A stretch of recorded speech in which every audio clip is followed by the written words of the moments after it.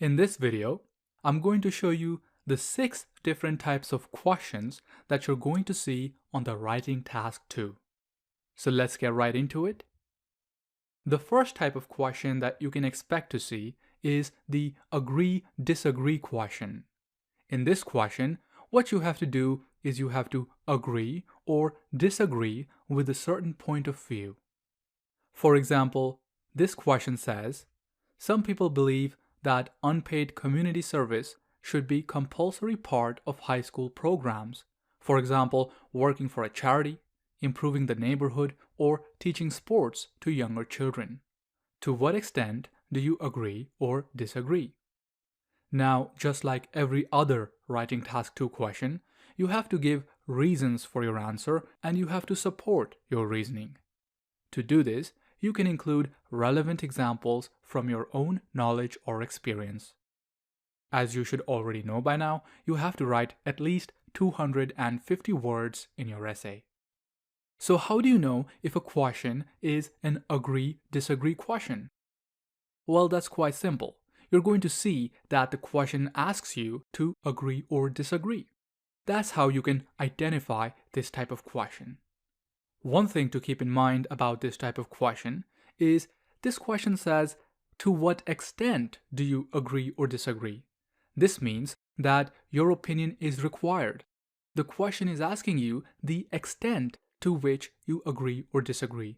So you must express your opinion, and you are also allowed to express it strongly if you want, because the word extent gives you permission to express a strong opinion.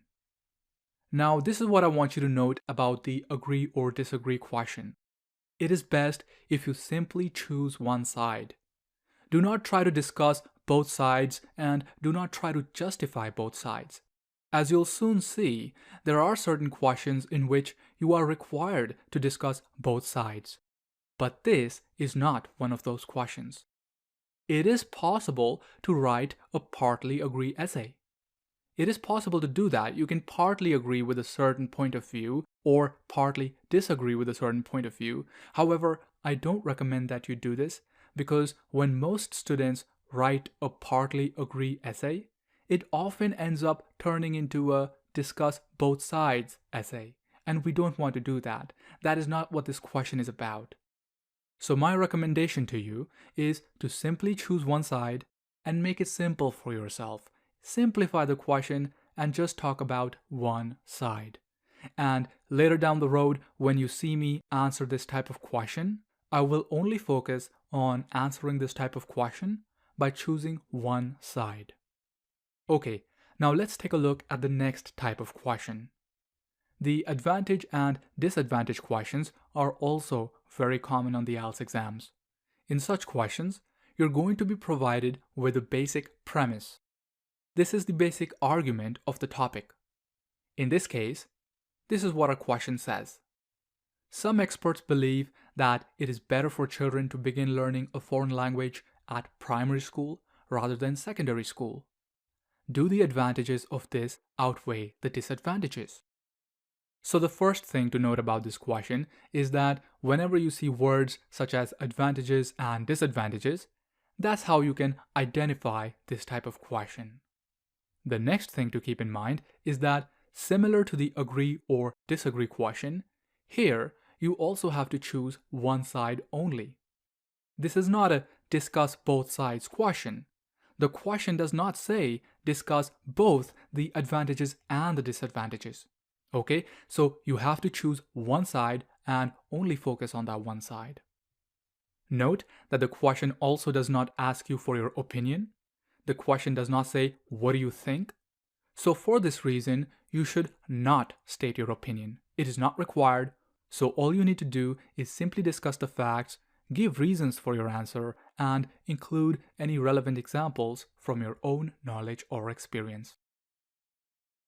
The third type of question that you can see is the problem solution question. Here, you're presented with a problem, and the question is asking you, what do you think are the causes of these problems and what measures could be taken to solve them?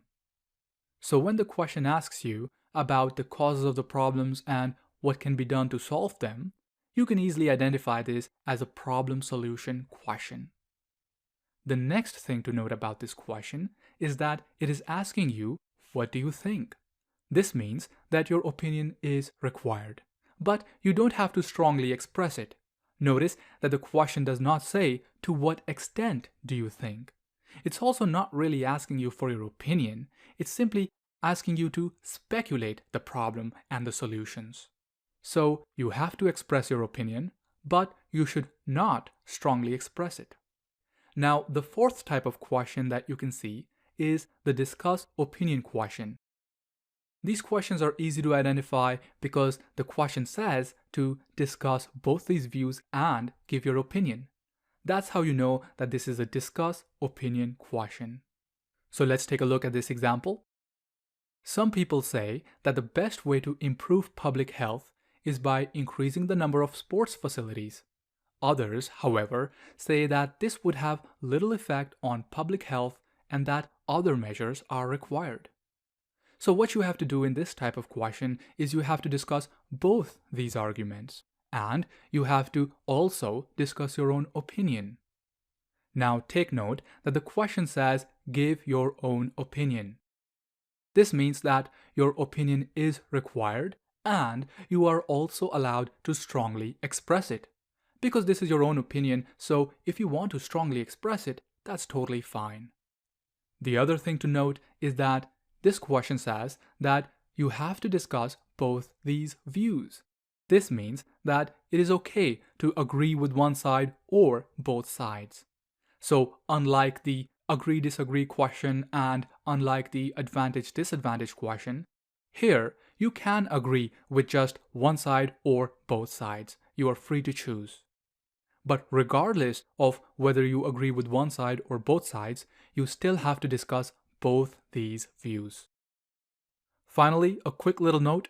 If you favor one side more, then what you have to do in this type of question is you have to insert your opinion in the body paragraph that you favor or agree with.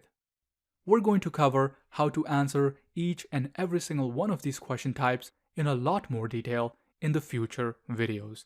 This is just a quick overview of the different types of questions.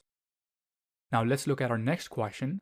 The next type of question is the opinion question.